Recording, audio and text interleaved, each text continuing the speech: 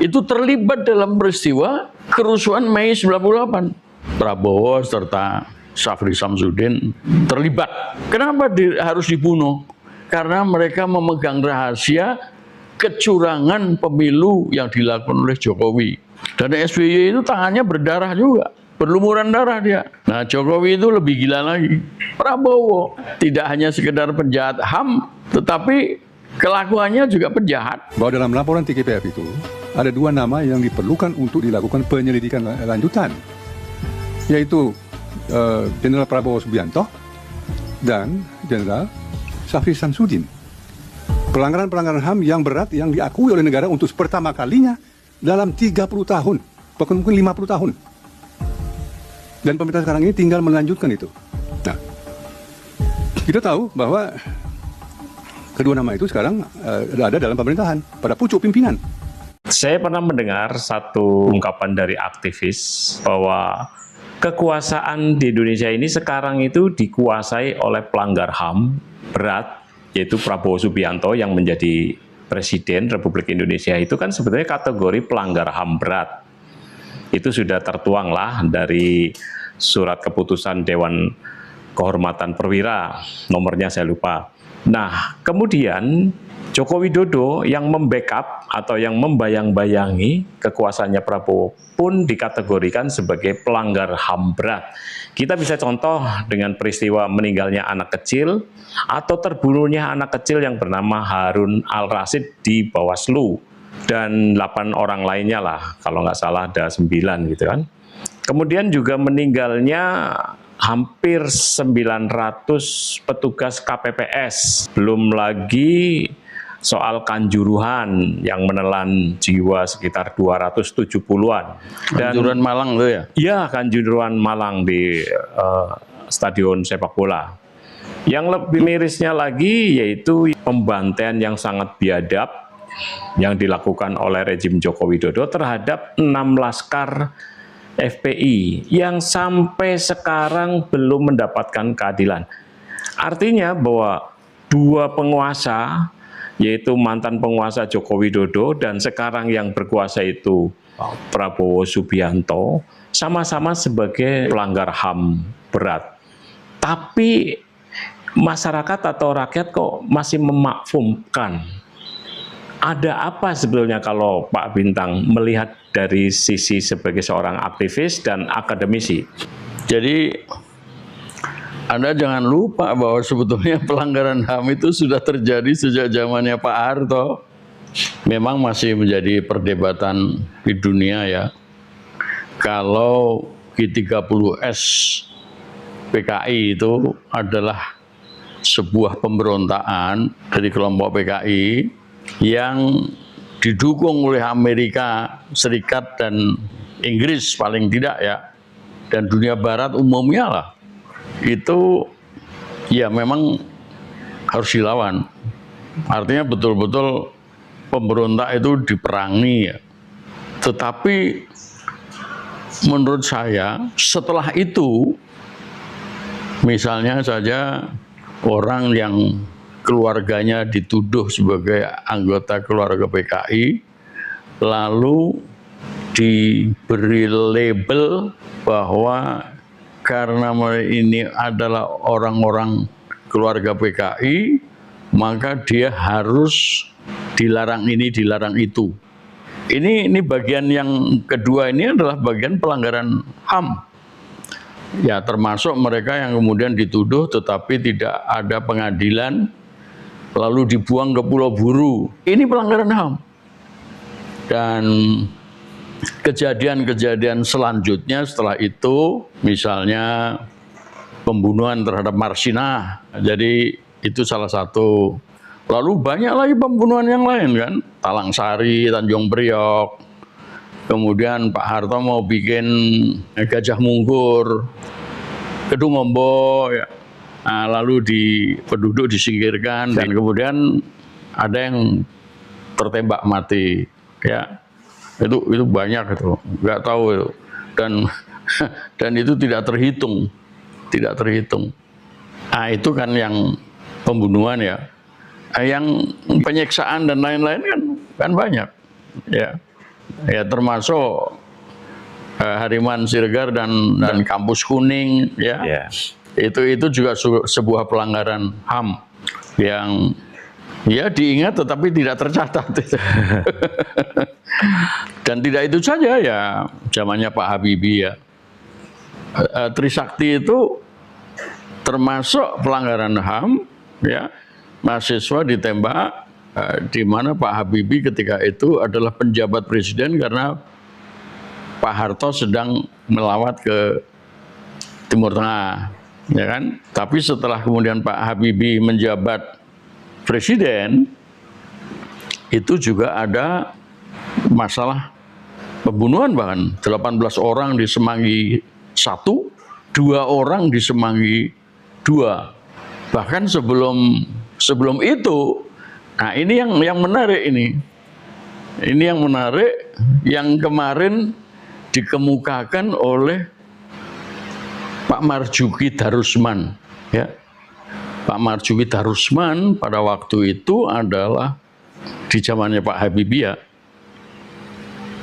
itu adalah ketua TGPF, tim gabungan pencari fakta, ya, terhadap kerusuhan Mei 98. Tetapi dalam penelitiannya sebagai tim pencari fakta, itu beliau tidak melepaskan diri dari apa yang barusan tadi Anda sebutkan, yaitu tentang penculikan mahasiswa, aktivis, ya, pemuda pada sekitar sebelumnya, ya, 97-98, yang mengakibatkan kemudian Pak Prabowo dikenai sanksi pemecatan dari TNI, ABRI, ya, ABRI, ya, nah, serta pada waktu itu beliau adalah ketua atau komandan Kostrad, ya, komandan Kostrad. Itu disinggung di dalam penelitiannya TGPF pimpinan Pak Marzuki Darusman. Kalau saya tidak keliru, di samping Pak Marzuki Darusman juga ada Ibu Miriam Budiarjo serta Ibu Saparinah Sadli yang ikut di dalam tim gabungan ini. Ada Polri-nya juga. Ada Polri-nya juga. Polri-nya masih waras. Ya, tidak seperti yang sekarang. Nah, itu Pak Marzuki Darusman kemarin itu mengingatkan bahwa pernyataan siapa Menteri Kebudayaan Fadlizon itu salah, ya, seakan-akan mengabaikan adanya kerusuhan Mei, khususnya pelanggaran HAM terhadap keturunan Cina. Yang kedua, Pak Marzuki Darusman juga mengingatkan bahwa di dalam tim TGPF itu disimpulkan bahwa Prabowo Subianto yang sekarang jadi Presiden RI bersama-sama dengan Syafri Samsudin sebagai Menteri Pertahanan itu terlibat dalam peristiwa kerusuhan Mei 98. Nah, jadi ya benar seperti apa yang Anda sampaikan bahwa mereka yang terlibat ini di dalam pelanggaran HAM itu duduk di dalam pemerintahan yang sekarang. Nah, menarik itu adalah Pak Marzuki Darusman, ya. Beliau itu seumuran saya, mungkin lebih tua beberapa bulan dari saya, ya. Beliau adalah, atau paling tidak saya mulai memperhatikan beliau itu, Pak Marzuki Darusman itu ketika beliau menjadi Sekjen Komnas HAM yang pertama. Dan Komnas HAM yang pertama itu dipimpin oleh Ali Said SH. Beliau adalah mantan Jaksa Agung, tapi juga mantan Ketua Mahkamah Agung. Ini yang menarik sekali. Mereka ini kan orang-orang Golkar, orang Golkar, orangnya Pak Harto. Penguasa lah, ya. Iya, ya, penguasa, ya. Mereka memimpin Komnas HAM. Sekali lagi saya teringat bahwa Ibu Miriam Budiarjo, Profesor Miriam Budiarjo dari UI itu, Pak Marzuki Darusman juga lulusan UI.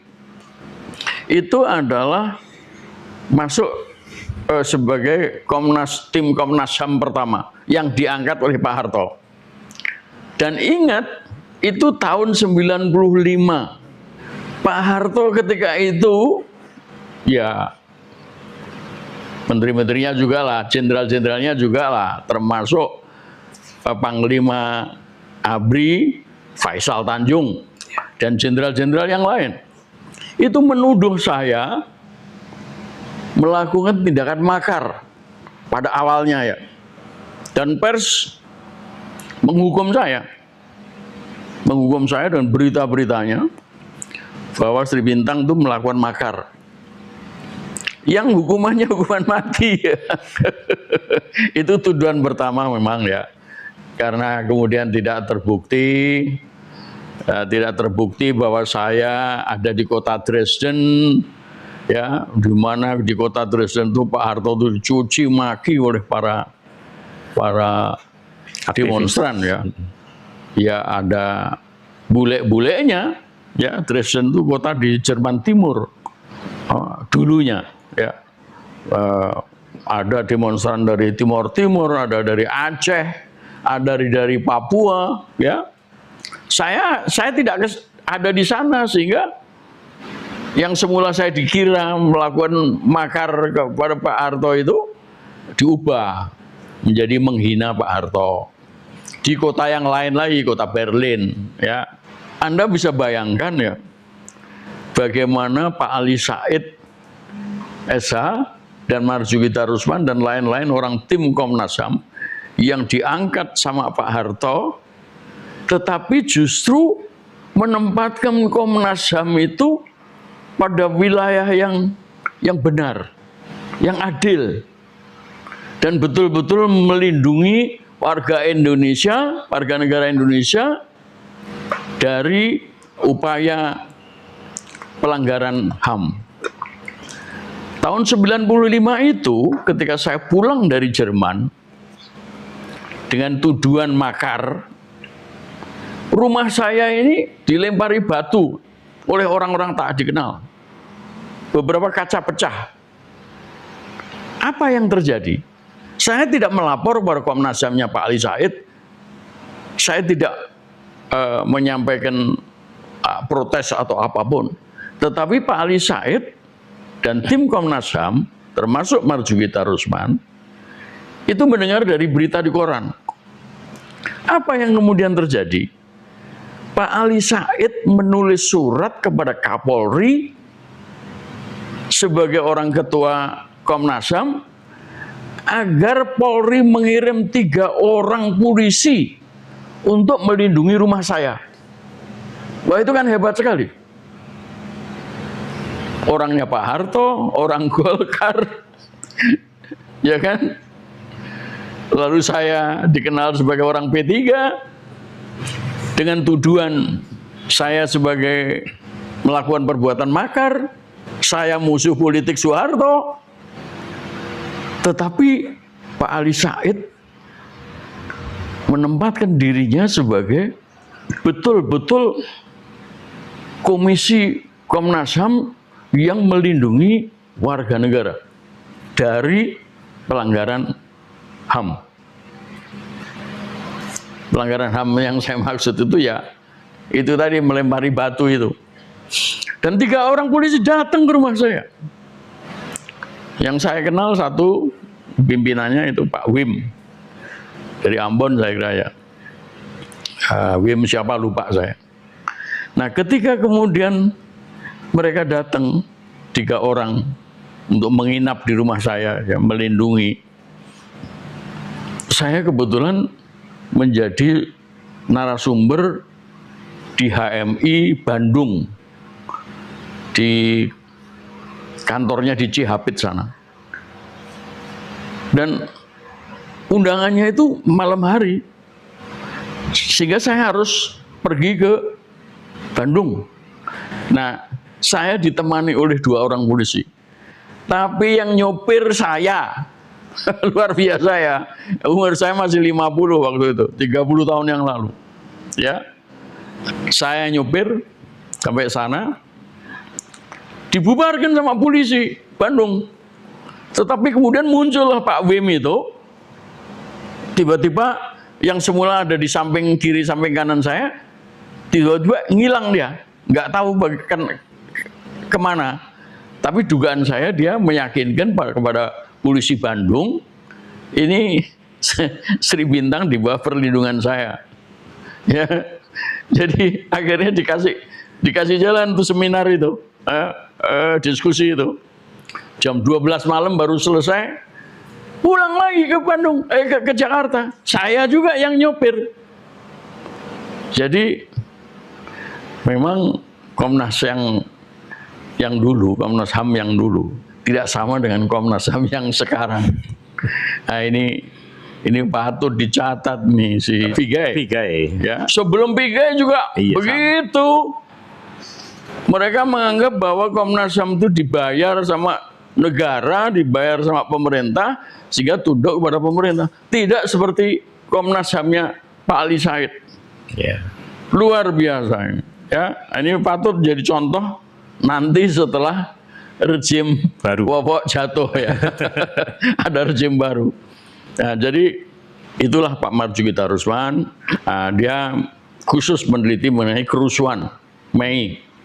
Dan dia ceritakan itu, memang seperti yang saya sampaikan beberapa waktu yang lalu, perkosaan terhadap orang-orang Cina ini, keturunan Cina ini, yang jelas diperkosa, kalau saya nggak salah itu 58 disebut-sebutnya. Tetapi pelecehan-pelecehan yang lain itu seluruhnya tidak sampai 100, kalau nggak salah 80 sekian. Sehingga waktu itu saya simpulkan memang ini bukan massal, tetapi tergantung pada bagaimana mendefinisikan massal itu, ya. Sehingga apa yang dikatakan oleh Fadlison yang mengatakan seakan-akan itu rumor patut diabaikan, itu salah besar, dan disitulah Pak Marzuki Darusman mengingatkan. Nah, sambil mengingatkan Fadlison, beliau juga menyebutkan bahwa Prabowo serta Syafri Samsudin terlibat. Ya, saya baca itu, saya cari hasil TGPF-nya itu, saya baca, dan ya Prabowo waktu itu masih Panglima Kostrad dan Syafri Samsudin kalau saya tidak salah itu Panglima Komando Operasi Jaya. Nah, apakah itu di bawah Pangdam Jaya atau di atas Pangdam Jaya, saya nggak tahu tuh. Ya, tetapi itulah pangkatnya. Dan sehingga kalau kemudian sekarang Pak Prabowo dan Syafri Samsudin menjadi orang berkuasa di Republik ini, sungguh mengecewakan. Memang di akhir TGPF itu, dalam laporan TGPF itu, hanya disebutkan bahwa perlu dilakukan pemeriksaan lebih lanjut terhadap mereka itu. Nah, tetapi ketika itu zamannya Pak Habibie itu. Jadi TGPF itu mulai Mei, kalau nggak salah Mei 98, ya berarti kan Pak Habibie kan Mei juga ya. Ya. Lalu selesainya kalau nggak salah November 98. Ya. Itu tidak berlanjut. Artinya pemeriksaan terhadap Prabowo dan Syafri itu tidak berlanjut. Ya karena kemudian jabatan Pak Habibie kan nggak lama ya. Kemudian Gus Dur. Nah di zaman Gus Dur, Marzuki Darusman itu diangkat menjadi Jaksa Agung. Karena Jaksa Agung yang lama, yaitu Andi Galib. Yeah. Nah, Andi Galib itu ditunjuk sama Habibie karena Andi Galib tidak mau mendakwa Pak Harto. Sedang sebelumnya itu ada Jaksa Agung yang sudah siap mau mendakwa Pak Harto. Bahkan udah ngumpulkan bukti. Nah, itu didubeskan. Ya. Oleh Pak Habibie didubeskan. Diganti dengan Ghalib. Nah, sehingga di zamannya Pak Habibie, Pak Harto tidak sempat diadili. Ya. Tetapi ketika Gus Dur mengangkat Marzuki Darusman sudah sempat mendakwa Pak Harto dan Pak Harto diadili. Tetapi kalau saya nggak salah ya, itu ada beberapa kasus sebetulnya yang melibatkan Pak Harto itu. Ya, ada kasus korupsi, ada kasus Yayasan Super Semar, ada Yayasan Bakti Pancasila. Nah, ini hanya satu. Ya, yang jelas bukan korupsinya. Nah, tetapi kemudian Pak Harto divonis oleh Ikatan Dokter Indonesia yang menyatakan bahwa Pak Harto tidak bisa dimintain pertanggungjawaban atas perbuatannya karena mengalami gangguan di otaknya. Ya, Pak Harto bebas dari segala tuduhan, ya, di situ. Lalu ya sudah, Pak Marzuki Darusman selesai, Gus Dur ya selesai juga. Lalu pas berlaku Undang-Undang Dasar 45 palsu, ya, di zamannya Mega dan SBY, ya udah selesai, nggak ada cerita lagi mengenai TGPF itu, tidak ada lagi cerita mengenai kerusuhan Mei. Nah, yang menarik ketika di zamannya SBY lalu berlanjut sampai ke Jokowi, saya kan memasang spanduk ulangi Mei 98. Kalau Pak Harto bisa jatuh, mestinya Jokowi bisa jatuh juga. Apa yang kemudian terjadi dengan kata ulangi Mei 98 itu? Seorang tokoh ya, Jaya Suprana namanya. Iya. Nah, itu datang ke rumah saya. Dia protes lah. Seakan-akan saya ini mau mengulangi kerusuhan Mei yang intinya adalah pemerkosaan pada Cina-Cina itu. Aku bilang, oh iya salah tangkap yuk. Saya kan ada kalimat sebelum dan sesudahnya, yaitu kalau Soeharto bisa jatuh, kenapa Jokowi nggak bisa jatuh? Ya kan? Pasti bisa jatuh. Nah, jadi yang saya maksud dengan ulangi Mei 98 itu adalah penjatuhan terhadap Jokowi. Baru sadar dia, ya. Bahkan saya kan juga kemudian mengakui saya membaca itu tulisannya Esther Indah Yani Yusuf. Nah, itu dia yang melakukan penelitian terhadap soal pemerkosaan, khususnya ya, bersama-sama dengan Romo Sandiawan. Ya. Saya kan akrab dengan LBH, jadi saya tahu apa yang mereka kerjakan. Ya memang terjadi itu, sebab salah satu korban itu adalah teman saya juga, Kristianto Wibisono. Oh ya, Cina itu dia. Iya, dia keturunan Cina. Dan yang dapat korban itu anaknya, lalu dibawalah anaknya itu ke Amerika dan mungkin anaknya tinggal di sana sebagai warga negara. Tapi Kristianto pulang. Nah, pulang ke Indonesia bergabung sama Cina-Cina yang lain yang mendukung Jokowi jadi presiden. Termasuk Jaya Suprana. Ya. Jadi Jaya Suprana itu di sebuah gedung dekat Sumber Waras, rumah sakit Sumber Waras itu mengatakan nggak usah lah pakai pemilu, Jokowi bakal menang sekalipun dia pakai sandal jepit. Itu saya catat semua, saya tulis dalam buku saya itu. Jadi memang Jokowi itu di belakang mereka adalah Cina-Cina. Ya, nah, di antara mereka tentu saja ada oligarki.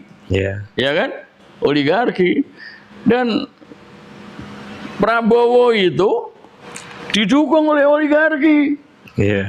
Bagaimana bisa Said Didu mengatakan bahwa Prabowo itulah yang menghancurkan oligarki? Orang yang berani, satu-satunya orang yang berani menghancurkan oligarki Wah, ini gombal nih. Jadi udah out of mind, ya, udah out of mind, udah Lagi mabuk dia ngomongnya. kehilangan akal. Iya. Ya, tapi dia nggak sendirian. Ya. Banyak orang-orang yang lain yang menganggap begitu. Ya, bahkan menuduh orang-orang yang melawan Prabowo itu adalah orang-orang yang nggak dapat jabatan. Mungkin mereka sendiri yang pengen jabatan, ya. Dugaan saya begitu. Ya. Tapi biarlah itu berlangsung, ya. Nanti sejarah yang akan buktikan. Oh ya, zaman SBY itu terjadi juga pelanggaran HAM itu, ya. Ya, saya kira bisa dimulai dari bom Bali 1, ya. Ya, 3 orang, ya, itu dibunuh oleh pasukan pembunuh, ya. Sebelum itu dipenjara dulu di Nusa Kambangan, kan. Tetapi kan tidak pernah dibuktikan dengan baik dan benar, adil dan benar, bahwa mereka itulah yang meledakkan bom sebesar C4 di Bali, ya, yang mengakibatkan tewasnya 88 orang. Kerjaan SBY itu. Dan nggak cuma itu aja. Ada Asahari, ada Munir. Enggak, temennya Asahari itu Nurdin M. Top. Itu kerjaan SBY. Belum lagi bom-bom yang diledakkan yang kemudian membunuh si pembawa bom sendiri di Surabaya. Ada satu keluarga itu, bapak, ibu, dan anak-anaknya. Pada waktu mau Natalan, seakan-akan mereka itu sengaja membawa bom. Padahal dugaan saya, bom itu memang dibawakan dalam ransel ketika mereka menuju ke gereja, satu tempat di gereja, ya, lalu diledakkan dari jauh, ya. Dan itu terjadi juga di depan Kuningan, di depan kedutaan Australia, lalu ada di salah satu hotel JW Marriott. Ini kerjaan SBY itu. Jadi, pelanggaran HAM yang dilakukan oleh presiden-presiden kita itu banyak, ya. Lalu Jokowi, seperti Anda sampaikan tadi, petugas KPPS, masa ada 700 atau 900, ya? Hampir 900. Hampir 900 mati karena kecapean. Ini yang harusnya dipersalahkan juga Menteri Kesehatan. Ya. Ya, dia dokter perempuan, dokter muluk namanya. Dokter muluk itu satu keluarga itu muluk semua namanya. Ya, itu ada dari Lampung, ya. Satu keluarga sama istri saya yang juga dari Lampung, ya. Nah, itu harus diperiksa itu. Karena apa? Dia menolak otopsi. Ya. Bagaimana orang kecapean bisa mati? Dugaan saya diracun. Kenapa harus dibunuh? Karena mereka memegang rahasia kecurangan pemilu yang dilakukan oleh Jokowi. Pada periode berikutnya, kalau nggak salah, ketua KPU, ya, tiba-tiba mendadak mati, ya. Ya. Tapi itulah yang terjadi. Lalu kilometer 50, lalu apa yang Anda sampaikan tadi itu, ya. Di Bawaslu, anak kecil. Iya, Bawaslu, ya. Kanjuruan, ya. Ya, memang Kanjuruan itu suatu peristiwa, ya, yang sebetulnya tidak ada kaitan dengan politik, ya. Itu penanganan dari Polri yang nggak benar, melihat adanya penonton yang kemudian turun ke lapangan, lalu disiram gas air mata, ya.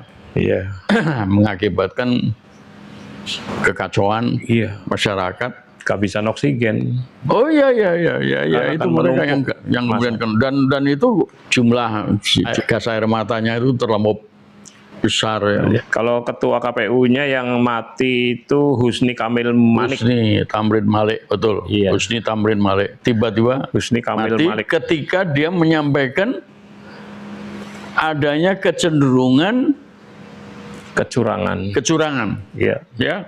tiba-tiba ya dibunuh dia. Iya. Ya seperti yang saya katakan bahwa antara Jokowi dan Prabowo itu ada perjanjian. Iya. Ya, ketika Prabowo menjadi Menteri Pertahanan, dijanjikan presiden, akan jadi presiden, tetapi ya dengan 3 syarat.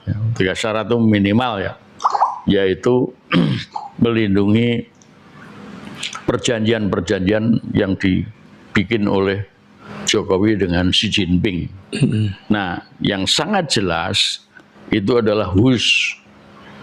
HUS itu janjinya adalah dana dari Cina, ya kan? Iya. Tetapi kemudian nyatanya kan akhirnya larinya ke APBN. Kemudian dana untuk infrastruktur, ya, itu sampai segala aset dijadikan kolateral, dijadikan agunan, aset-aset BUMN, ya. Nah, ini juga Jokowi. Lalu ada satu lagi yang misterius ya, yaitu yang disebut hidden debt, yaitu utang yang disembunyikan. Nah, utang yang disembunyikan itu antara Jokowi dan Xi Jinping, di mana Jokowi mendapatkan dana utangan, tapi ya tentu saja yang harus bayar adalah negara RI, ya kan? Itu pertama. Yang kedua, jangan Prabowo mengganggu oligarki. Nah, itu sudah saya sampaikan berulang-ulang. Jadi ketika Prabowo mengundang 9 naga, ketemunya beberapa kali lah, ya. Antara lain di kantornya kepresidenan, ya. Setelah Said Didu dipanggil, ketika Pak Said Didu dan Abraham Samad dan Susno Duaji, Siti Zuhro ya, nah, itu dipanggil berkaitan dengan pertemuan yang kemudian berlanjut menjadi GMKR, Gerakan merebut kembali kedaulatan rakyat, ya kan?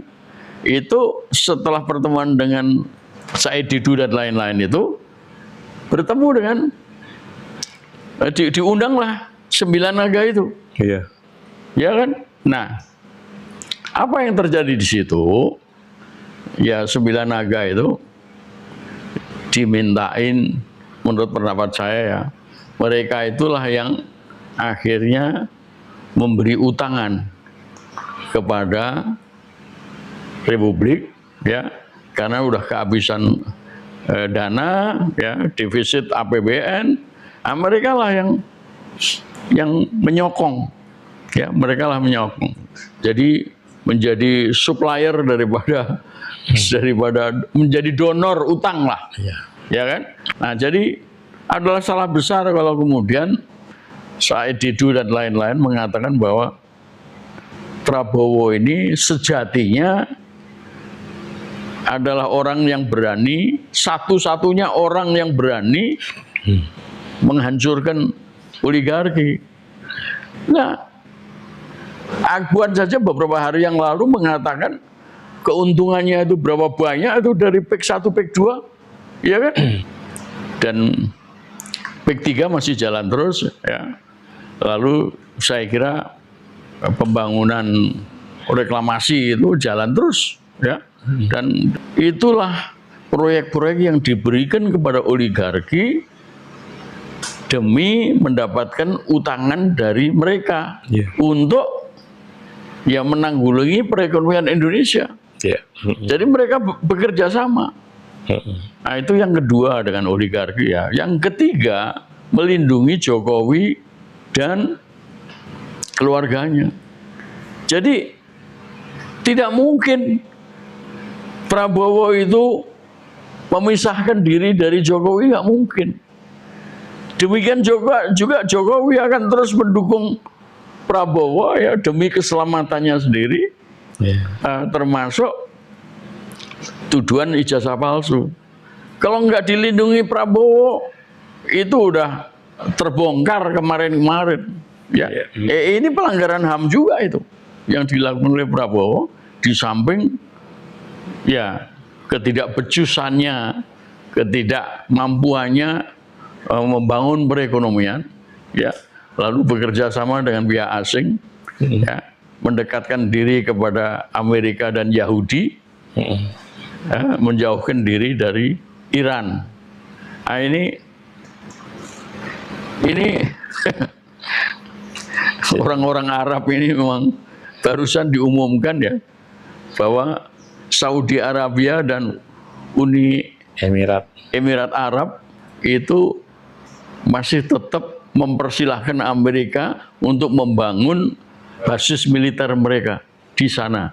Nah, inilah sifat dari banyak orang Arab itu, sudah diturunkan Nabi berkali-kali, sebagian dari mereka dibunuh, ya kan? Tapi tetap aja masih berpaling dari jalan Allah yang ditentukan lewat Al-Quran dan Sunnah Rasul. Ya. Ini orang Arab ini, kebanyakan orang Arab. Jadi Prabowo mengikuti arus itu, mengikuti aliran itu, ya. Jadi ini tidak hanya pelanggaran HAM terhadap rakyat Indonesia, tetapi sudah melakukan suatu pelanggaran terhadap rakyat, bangsa dan negara. Tidak hanya rakyat saja, tapi juga bangsa dan negara. Iya. Dan pengkhianatan terhadap proklamasi kemerdekaan, pengkhianatan terhadap para pemimpin kemerdekaan, dan para syuhada, ya, ketika kita melawan penjajahan. Jadi kalau misalkan Prabowo sama Joko Widodo sudah jelas-jelas sebagai pelanggar HAM. Kalau ada perjanjian yang tadi sudah dibeberkan, menurut saya tidak mungkin akan dilakukan sanksi hukum, ya kan. Misalkan Prabowo diturunkan, terus Jokowi diseret, karena kan satu-satu jalan adalah Prabowo diturunkan dulu, baru dua-duanya diseret. Betul, harus begitu.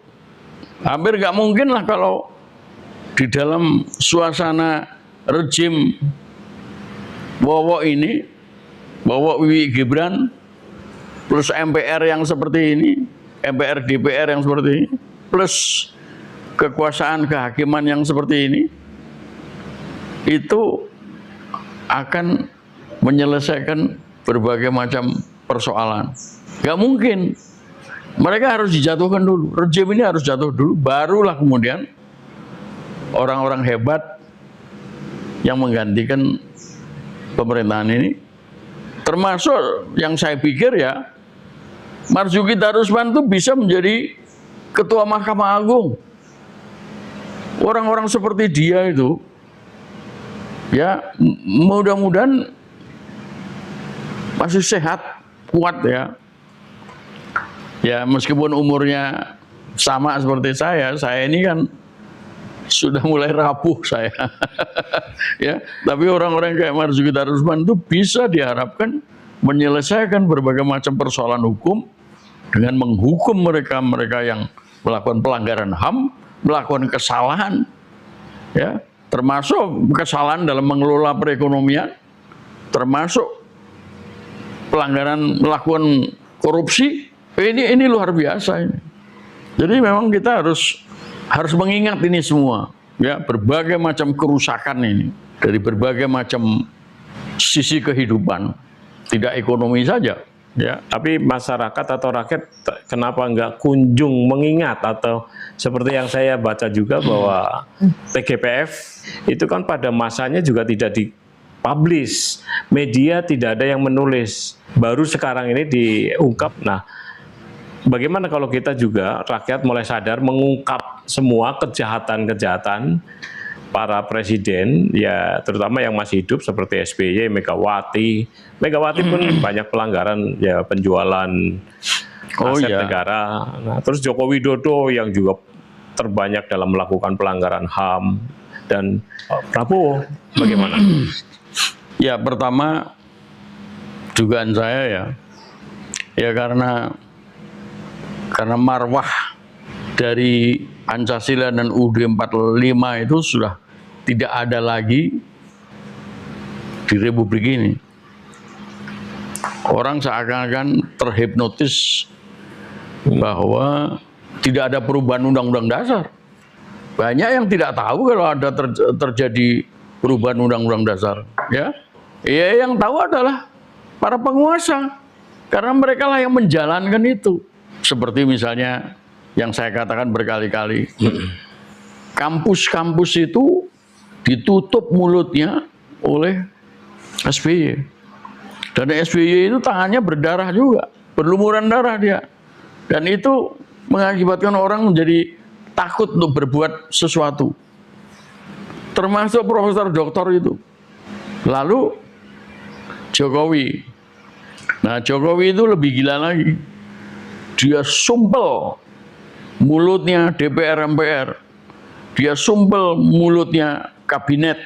Dia sumpel mulutnya kekuasaan kehakiman dengan uang miliaran, sehingga mereka secara tidak langsung mendukung kekuasaan Jokowi. Mereka mendukung dengan setia karena dapat jabatan, dapat gaji yang tinggi. Nah, termasuk bablas sampai hari ini orang masih mengeluhkan Prabowo, padahal dia penjahat, kalau saya bisa bilang, ya, tidak hanya sekedar penjahat HAM, tetapi kelakuannya juga penjahat, kelakuannya jahat. Nah, oleh karena itu, khususnya ya karena Pancasila itu hilang, kemudian juga pasal 29 UUD 45 asli, bahwa dasar negara inilah ketuhanan yang maha esa, juga hilang juga. Nah, tetapi saya masih yakin janji Allah itu adalah bahwa kejahatan itu akan musnah. Ya, sehingga meskipun mungkin sedikit demi sedikit orang mulai sadar, ya, kembali kepada jalan Allah, ya, yang jahat harus dihukum. Sebab Allah tidak suka dengan kejahatan. Allah tidak suka kejahatan, dan Allah Maha Kuasa. Mungkin tidak perlu harus menggerakkan orang tiba-tiba kayak zamannya Nabi Lut dan nabi-nabi yang lain. Itu umat itu bisa diganti dengan umat yang baru. Jadi umat kabinet Dracula-Draculi ini juga akan tiba-tiba hilang, nggak tahu kena banjir, nggak tahu kena hujan batu, tapi dijungkir balik kan oleh Allah Subhanahu wa Ta'ala. Ya, termasuk saya mengingatkan juga teman-teman, mantan teman-teman saya yang semula mau menegakkan keadilan yang benar, mau kembali kepada Pancasila dan Undang-Undang Dasar 45, tiba-tiba mereka menganggap Prabowo masih bisa diharapkan. Ini menurut saya konyol itu. Ya, Sontoloyo. Ya, kalau zamannya Pak Harto, Bung Karno itu disebutnya Sontoloyo.